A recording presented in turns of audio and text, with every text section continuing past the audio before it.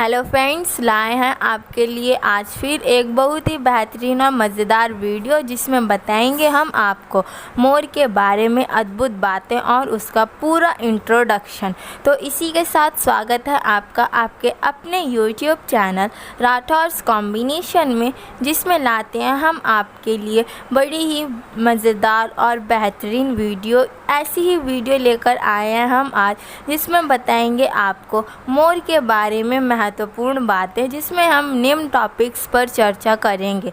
पहला, मोर के पंख और उनके प्रकारों के बारे में। दूसरा, मोर और उनकी प्रजातियों के बारे में। तीसरा, मोर के पैरों के अंगूठों के बारे में और मोर से संबंधित अन्य महत्वपूर्ण प्रश्नों के बारे में। मोर से संबंधित सामान्य ज्ञान की बातें जो प्राय व्यक्तियों को पता होनी चाहिए, और मोर के पूंछ, पंख, जीवन काल और उसकी राष्ट्रीयता के बारे में अन्य महत्वपूर्ण सभी प्रश्नों की चर्चा हम इस वीडियो में करेंगे। तो अपना ज़्यादा समय बर्बाद न करते हुए शुरू करते हैं अपनी आज की वीडियो। तो सर्वप्रथम हम जानेंगे मोर से संबंधित सामान्य ज्ञान की बातें। तो दोस्तों, आपको बता दें कि मोर का सामान्य नाम होता है मोर, और उसका वैज्ञानिक नाम होता है, यानी कि साइंटिफिक नेम होता है पावो क्रिस्टेटस। और प्राय मोर 3 प्रकार के होते हैं। पहला ब्लू पीकॉक, दूसरा ग्रीन पीकॉक और तीसरा होता है कॉन्गो पीकॉक, यानी कि मोर के 3 टाइप्स होते हैं। और अगर आहार की बात की जाए तो प्राय जो मोर होते हैं वे सर्वहारी होते हैं, यानी कि वे सर्वभक्षक होते हैं।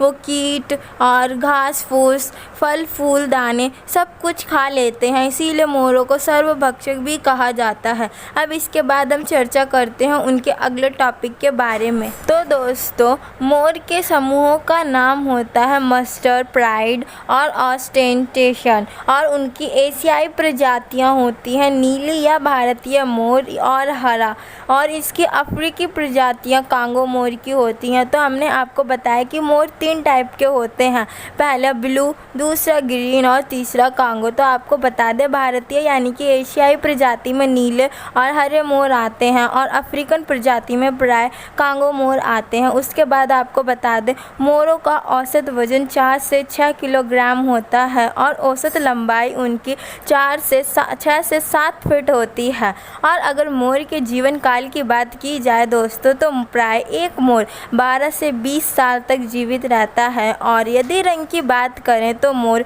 भूरा, नीला, हरा या ग्रे आदि रंगों के होते हैं। और दोस्तों, आपको एक इंटरेस्टिंग बात बता दें कि मोरनी की अपेक्षा मोर प्राय अत्यधिक खूबसूरत होते हैं, और इनके मुख्य शिकार जो होते हैं वो अनाज, बीज और कीड़े होते हैं, क्योंकि ये सर्वहारी होते हैं। और अगर शिकारी की बात की जाए तो मोर का शिकार प्राय कुत्ते या बाघ और जंगली बिल्लियां आदि कर सकती हैं। इसके बाद विशिष्ट विशेषताओं के बारे में बात करें तो मोर की लंबी पूंछ, पंख और नर की रंगीन पूंछ होती है। इसके बाद अब हम बात करते हैं अपने अगले टॉपिक की, जिसमें हम बताएंगे आपको मोरों के प्रकार के बारे में। जी हाँ दोस्तों, अब हम चलते हैं अपने अगले टॉपिक की ओर, जिसमें हम चर्चा करेंगे कि मोर कितने प्रकार के होते हैं। तो हम बात करते हैं अब मोर के प्रकारों के बारे में। तो दोस्तों, आपको बता दें, केवल 3 प्रकार के ही मोर पाए जाते हैं, जिसमें हमने आपको बताए थे कि ग्रीन मोर, ब्लू मोर और कांगो मोर, ये 3 प्रजातियां होती हैं मोर की, जिसमें से 2 प्रजातियां प्राय एशियाई प्रजातियां होती हैं और एक कॉन्गो प्रजाति होती है। तो सबसे आम जो होता है वो होता है नीला मोर, जिसे हम ब्लू पीकॉक भी कहते हैं, जो भारत और श्रीलंका में पाए जाते हैं। इसके बाद जावा और म्यांमार या वर्मा में रहने वाले हरे मोर, कांगो मोर और कम ज्ञात प्रकार के अफ्रीकी वर्षा वनों में रहते हैं। तो ये थी मोरों के प्रकारों में वह इनके पाए जाने वाली कुछ लोकेशंस जो हमने आपको बताई। तो मोर प्राय 3 प्रकार के होते हैं,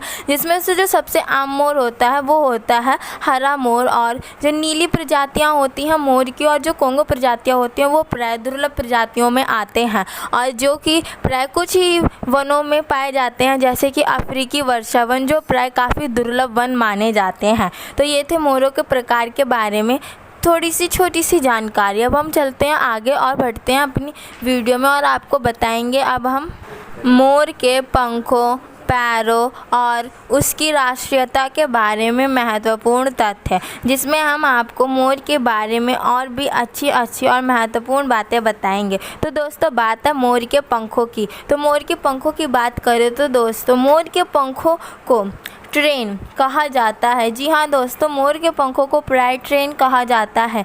यह हिस्सा उनके शरीर के बीच सबसे अधिक सजावटी हिस्सा होता है, जो मोर की प्राय सुंदरता का एक महत्वपूर्ण पार्ट होता है। और बता दें दोस्तों आपको कि ये लंबे रंगीन प्रदर्शन अपने शरीर के पीछे 6 फीट तक पहुंच सकता है। जी हाँ दोस्तों, जो मोर के पंखों की पहुंच होती है वो उसके शरीर के पीछे 6 फीट तक की होती है। जी हाँ दोस्तों, ये थे मोर के पंखों के बारे में महत्वपूर्ण तथ्य। अब हम बात करते हैं मोर के पूँछ के बारे में। जी हाँ दोस्तों, मोर की पूँछ के बारे में बात की जाए तो आपको बता दें कि मोर की पूँछ उनके शरीर की लंबाई का 60% से अधिक होती है। जी हाँ दोस्तों, मोर की पूँछ इतनी लंबी होती है कि वो उसके शरीर का 60% से अधिक होती है। और ट्रेन पर रंगीन आँखों के आकार के निशान, आई शेड्स मार्किंग जो होती हैं वो नीले, लाल और सोने के जैसे अन्य रंगों की हो सकती है। ये थी मोर के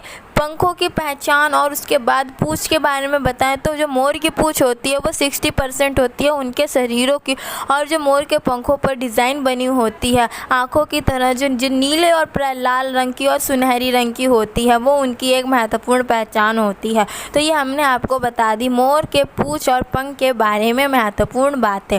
अब हम चलते हैं अपनी आगे की वीडियो में और देखते हैं मोर के अन्य शरीर पार्टों से संबंधित कुछ महत्वपूर्ण बातों को। तो दोस्तों अब बात करेंगे हम कि मोर के पंखों से उनके लिंग की पहचान कैसे की जाती है। जी हाँ दोस्तों, मोर के पंखों से ये कैसे पता चलता है कि वो मेल है या फीमेल, इसकी पहचान अब करेंगे। तो पंख लिंग की पहचान, एक मोर की ट्रेन केवल 3 साल बाद विकसित होती है, यानी कि एक मोर के जो पंख होते हैं वो केवल 3 साल बाद ही विकसित होते हैं।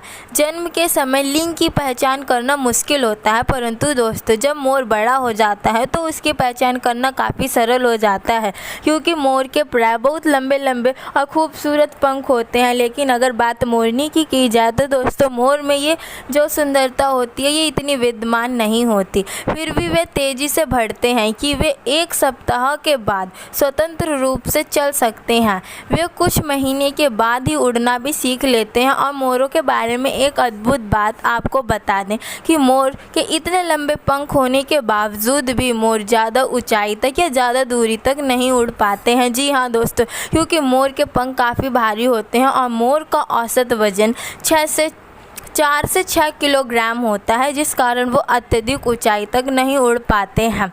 तो ये थी मोर के बारे में कि उसकी लिंग की पहचान कैसे की जाए और कैसे पता लगाया जाए कि वो मोर है या मोरनी। तो जो मोर के पंख होते हैं वो एक बड़ा ही सरल तरीका हमें प्रदान करते हैं उसके मोर होने का और मोरनी होने का। तो दोस्तों अब आगे बढ़ते हैं और देखते हैं अपनी आगे की वीडियो में। तो अब हम आपको बताएंगे मोर के अंगूठे के बारे में कुछ महत्वपूर्ण बातें। जी हाँ दोस्तों, अब जानेंगे मोर के अंगूठे के बारे में, फिर उसके अंगूठे द्वारा उसकी कौन सी विशेषताएँ सामने आती हैं और क्या क्या हमें पता चलता है। तो प्रत्येक पैर पर मोर के 4 अंगूठे होते हैं, उनमें से 3 आगे की ओर इंगित होते हैं और जबकि एक सीधे विपरीत दिशा यानी कि पीछे की दिशा में होता है। तो ये था मोर के बारे में कि मोर का जो पैर होता है वो कैसा होता है। और अद्वितीय होने के बावजूद भी यह पैर की अंगुली टॉयज तब तक सहायक होती हैं जब तक कि मोर के पेड़ों में शाखाओं को पकड़ने की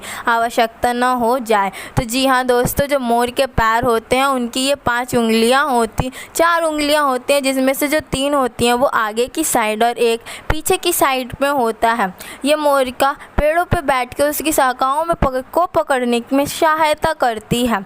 तो ये थी मोर की पहचान मोर के पैरों की। और आपको दोस्तों एक बात और बता दें मोर के बारे में कि जो मोर होता है वो अपने पैरों को प्राय काफ़ी सुंदर नहीं मानता है। इसके पीछे भी एक काफ़ी बड़ी कहानी है जो हम आपको अपनी आने वाली वीडियोज़ में ज़रूर बताएंगे। जी हाँ दोस्तों, अब चलते हैं हम अपने आगे के टॉपिक्स पर। तो दोस्तों अब हम बात करेंगे मोर की आवाज़ के बारे में, साउंड ऑफ द पीकॉक इन हिंदी। तो मोर की आवाज़ में कम पिच यानी कि लो पिच होते हैं जिसे मनुष्य सुनने में सक्षम नहीं होते हैं। जी हाँ दोस्तों, जो मोर की आवाज़ होती है उसमें कुछ ऐसे साउंड्स भी होते हैं जो प्राय मनुष्य नहीं सुन पाते, जो प्राय काफ़ी धीमे होते हैं। जब भी वे अपनी पूँछ की एक निश्चित दिशा में हिलाते हैं तो वो इशारा एक शोर पैदा करता है जो लगभग हमारे आसपास से गुजरने वाली कार की आवाज़ के जैसा होता है। जी हाँ दोस्तों, तो ये थी मोर की आवाज़ से संबंधित महत्वपूर्ण बात, जिसमें हमने आपको बताया कि मोर की आवाज़ में कम पिच वाला यानी कि लो साउंड होता है जिसे मनुष्य सुनने में असक्षम होता है, और मोर की जो पूँछ की आवाज़ होती है जो एक विशेष इशारे की ओर संकेत करती है वो बहुत ही ज़्यादा तेज़ होता है, जो प्राय हमारे आसपास से गुजरने वाली कार की आवाज़ की जैसा होता है। तो ये था उसके साउंड से संबंधित एक महत्वपूर्ण फैक्ट। अब हम आगे बढ़ते हैं और देखते हैं अपनी वीडियो का अगला फैक्ट। तो दोस्तों आपको बता दें कि मोर का जो जीवन काल होता है यानी कि मोर के जीवन और मृत्यु का जो समय होता है, तो मोर का औसत जीवन काल प्राय 10 से 20 वर्ष तक होता है। जी हाँ दोस्तों, मोर का जो जीवन काल होता है, एक मोर जो उसके जीवित रहने का जो समय होता है वो 10 से 20 वर्ष तक के बीच का, वह 20 वर्ष इसका मैक्सिमम समय होता है। और कम से कम यह मामला है जब वे जंगल में होते हैं। इसके विपरीत वे कैद में रखे जाएं तो 50 साल तक जीवित रह सकते हैं। जी हाँ दोस्तों, यदि वे जंगल में रहते हैं तो किसी शिकार या फिर खाना न मिलने के कारण या उन्हें प्रॉपर न्यूट्रिशन न मिलने के कारण, कमज़ोर हो जाने के कारण उनकी जो उम्र होती है वो 10 से 20 वर्ष होती है। लेकिन अगर उन्हें किसी पिंजरे में रखा जा रहा है तो उनकी अच्छे से देखभाल की जा रही है तो एक मोर की औसत उम्र कम से कम 50 साल और अधिक से अधिक तो 50 साल हो ही सकती है। इसके अलावा दोस्तों आपको एक बात बता दें कि पक्षियों को पिंजरे में तो रखना ही नहीं चाहिए बिल्कुल भी। अब हम चलते हैं अपने अगले पॉइंट पे। तो दोस्तों अब हम बात करेंगे पुरुष और महिला यानी कि पिकॉक की पहचान, कि वो पिकॉक है या पीहन है। तो दोस्तों आपको बता दें जो मोर होता है उसे पिकॉक और मोरनी को पीहन कहते हैं। फैक्ट अबाउट पिकॉक इन हिंदी, तो इसमें हम बताएंगे आपको मोर शब्द वास्तव में नर और मादा दोनों पक्षियों पर लागू नहीं होता है। जी हाँ दोस्तों, मोर शब्द नर और मादा यानी मोर और मोरनी दोनों अलग अलग शब्द होते हैं और सिर्फ हम मोरनी के लिए भी मोर शब्द का प्रयोग नहीं कर सकते हैं। यह केवल नर है जिसे मोर कहा जाता है यानी कि पिकॉक कहा जाता है, जबकि मादा को पीहन कहा जाता है जिसे हम हिंदी भाषा में कहें तो मोरनी कहते हैं। एक साथ उनके लिए सामूहिक नाम होता है पी फूलो, तो पी फाउल होता है दोनों के लिए नाम। यानी मोर मोरनी की बात की जाए, जैसे हम अगर माता और पिता दोनों की एक साथ बात करते हैं तो हम उन्हें पेरेंट्स कहते हैं। ऐसे ही अगर हम मोर और मोरनी दोनों की एक साथ बात करें तो उसे पी फैलो का पी फाउल कहा जाएगा।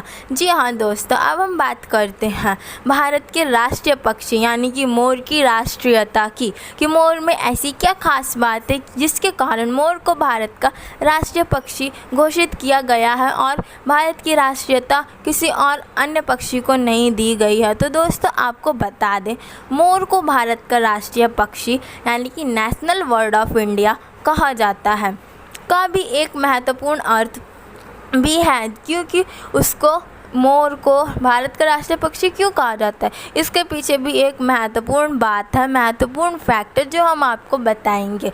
तो मोर को भारत का राष्ट्रीय पक्षी के रूप में माना जाता है। इसके अलावा हिंदू धर्म में मोर को भी एक महत्वपूर्ण अर्थ दिया गया है। जी हाँ दोस्तों, हिंदू धर्म में भी मोर का एक महत्वपूर्ण अर्थ माना गया है। यह शान, परोपकार और करुणा का प्रतीक होता है। तो दोस्तों ये है मोर की एक महत्वपूर्ण बात, एक इंटरेस्टिंग और अमेजिंग फैक्ट कि जो मोर का अर्थ होता है उसका अर्थ ज्ञान, परोपकार और करुणा होता है, क्योंकि मोर ज्ञान, परोपकार और करुणा का प्रतीक होता है। हिंदू भी मोर को पवित्र मानते हैं क्योंकि वे विश्वास करते हैं कि पक्षियों की पूँछ पर धव्य देवताओं की आँखें का है। जी हाँ दोस्तों, जो मोर की पूंछ पर धब्बा होता है उसे देवताओं से संबंधित किया गया है और मोर का एक बहुत ही विचित्र और पवित्र अर्थ निकाला गया है कि वो ज्ञान, परोपकार और करुणा का प्रतीक होते हैं, क्योंकि उनकी पूंछ पर बने धब्बों को देवताओं की आंखों की उपाधि दी गई है। जी हाँ दोस्तों, तो ये थी मोर के बारे में कि मोर की जो राष्ट्रीयता या हिंदू धर्म में उसकी जो मान्यताएं हैं वो इतनी महत्वपूर्ण क्यों है। तो अब दोस्तों हम आगे बढ़ते हैं अपनी वीडियो में। अब बात करते हैं मोर की दुर्लभता के बारे में कि मोर इतने दुर्लभ क्यों हो गए हैं, उनकी जनसंख्या में इतनी गिरावट क्यों आ रही है। तो दोस्तों, जनसंख्या में गिरावट, मोर की जनसंख्या में गिरावट होने के कारण, तो वर्ष के दौरान मोर की जनसंख्या में गिरावट मुख्य रूप से शिकार के कारण हुई है। एक तो मोर की जनसंख्या कम होने का महत्वपूर्ण कारण ये माना जाता है कि उनकी जनसंख्या में गिरावट आई है विगत कुछ वर्षों में, जिसका कारण है शिकार। और दूसरी ओर यह कारण भी माना जाता है कि प्रजातियों के लिए सही आवासों और स्थानों की अनुपस्थिति होने के कारण, यानी कि जो विभिन्न जानवर हैं जो प्राय दुर्लभ हो गए हैं, उनके लिए पर्याप्त जगह न होने के कारण, पर्याप्त जंगल न होने के कारण भी उनकी जो प्रजातियां हैं वो दुर्लभ हो गई हैं, उनकी जो संख्या है वो घटती जा रही है। अब आपको पता था ब्लू इंडियन मोर, जो नीला भारतीय मोर होता है, अपने घरों में अत्यधिक संरक्षित और सुरक्षित है। जी हाँ दोस्तों, ब्लू इंडियन मोर अपने घरों में अत्यधिक सुरक्षित माने जाते हैं, जबकि ग्रीन और कांगो प्रजातियां खतरे में मानी जा रही हैं। ऐसा उनकी अलौकिक सुंदरता के कारण है। उनकी सुंदरता और उनकी दुर्लभ प्रजातियों का भी एक सीधा सीधा संबंध देखने को मिल जाता है कि उनकी प्रजातियों में इतनी कमी क्यों आ रही है, जिसका एकमात्र कारण और कुछ नहीं बल्कि शिकार और उनके आवास व रहने की जगह पर कमी होना है। तो ये थे दोस्तों मोर के बारे में इंटरेस्टिंग फैक्ट। तो करते हैं अपनी इस वीडियो को यहीं पर समाप्त। जी हाँ दोस्तों, अब हम अपनी वीडियो को करते हैं समाप्त। अगर आपको हमारी वीडियो अच्छी लगी है तो हमारी वीडियो को लाइक करें, ज़्यादा से ज़्यादा लोगों के पास शेयर करें और कमेंट करके अपना रिएक्शन ज़रूर लिखें, और हमारे यूट्यूब चैनल को सब्सक्राइब कर बेल आइकॉन को प्रेस करना ना भूलें, ताकि मिल सके आपको हमारी वीडियो की सभी नोटिफिकेशंस सबसे पहले। तो थैंक यू दोस्तों।